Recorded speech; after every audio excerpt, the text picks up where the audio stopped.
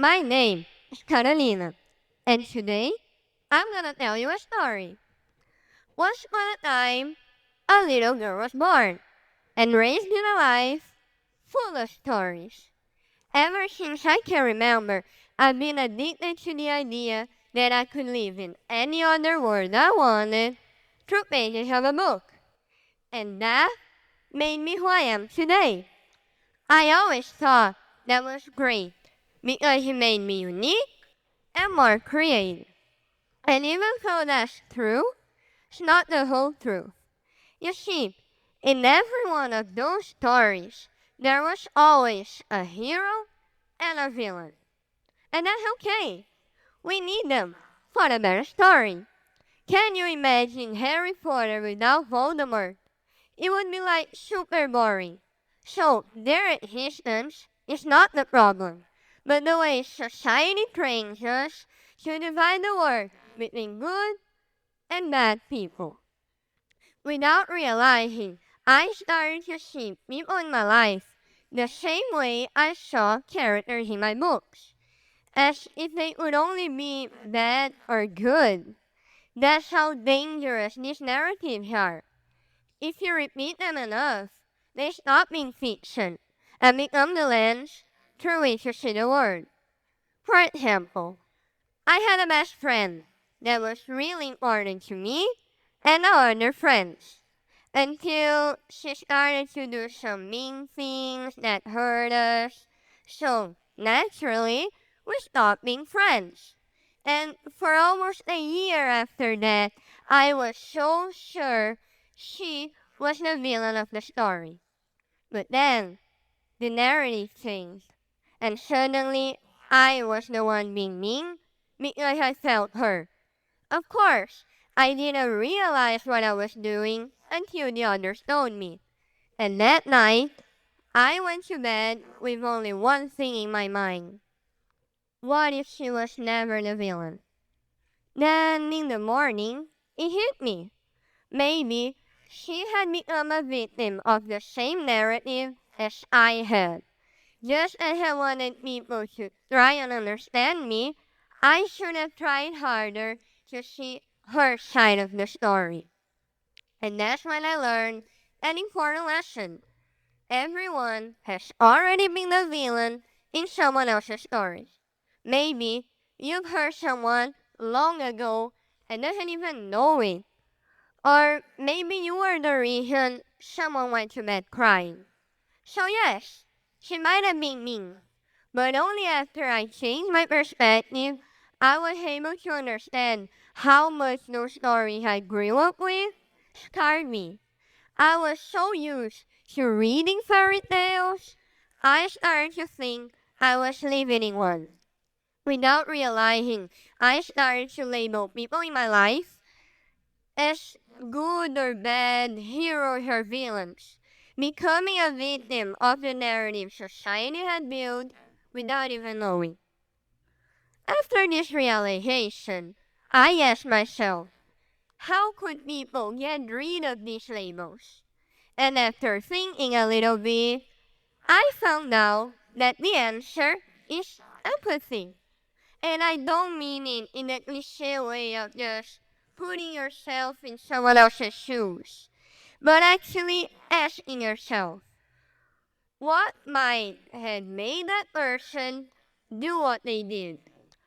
What circumstances put them there? And more importantly, would you have done something different if you were in their place?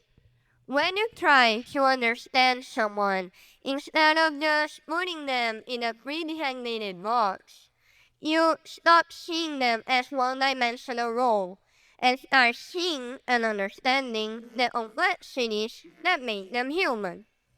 Part of being human is having to make hard decisions that can't always be the morally perfect. That's why villains don't exist. Humans do. Humans who make mistakes, who hurt others. But that doesn't mean they're bad, only that they're navigating through life the best way they can.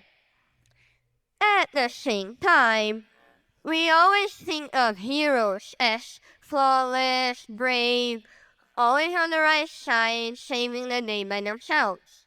Harry Potter, for example, is the hero, right? But that doesn't mean he's perfect. Sometimes he made mistakes. He hurt those he cared about. He made the wrong choices, failed some of the tests given to him. This perfect hero doesn't exist in real life either. Putting people on pedestals like this denies the fact that they also made mistakes. You can't live your life being completely selfless and fearless. There will be times you have to put yourself first and be a little selfish, or that you feel scared, and that isn't something to be ashamed of, cause life isn't always perfect, so there's no reason you need to be either. That being said, being this perfect hero doesn't mean doing this great act of bravery. Sometimes, the small act of kindness that matter. The same way someone may remember you as the person who made them cry, they can look at you and see someone who gave them a hug when they needed one, or directions when they were lost. We find it more comfortable to believe that once someone proves themselves to be good, they stay good forever, or that a single thing they did we didn't like automatically makes them a bad person. But that's not how humans work. A person can be your savior today and disappointed tomorrow. Someone you always thought of as the bad guy could be really nice or working on themselves to get there. Roles shift. People change.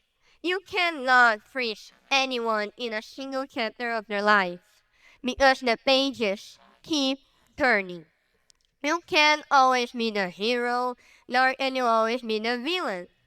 Life is always on the move, and since you can't stay put in one place, so are you. The point of this TED Talk isn't that you shouldn't read books, or that there's something wrong with having heroes and villains in them. As I said before, this contrast is frequently what drives the plot forward. Conflicts make stories exciting, but real life isn't a story, and people aren't characters. The important lesson I want you to take away from this is to look beyond the narrative and labels. Understand that there's no such thing as heroes or villains, only humans. Humans who make mistakes and learn from them, who hurt people and heal them. Humans who are doing the best they can with what they have available to them. And maybe that's the real lesson. Stop trying to decide who deserves to be seen as the good or the bad guy. Start seeing and treating people for what they really are. Complex, flawed, and ever-changing. Life is not a fairy tale, and there's no space for heroes and villains. Because at the end of the day, we're all humans. Thank you.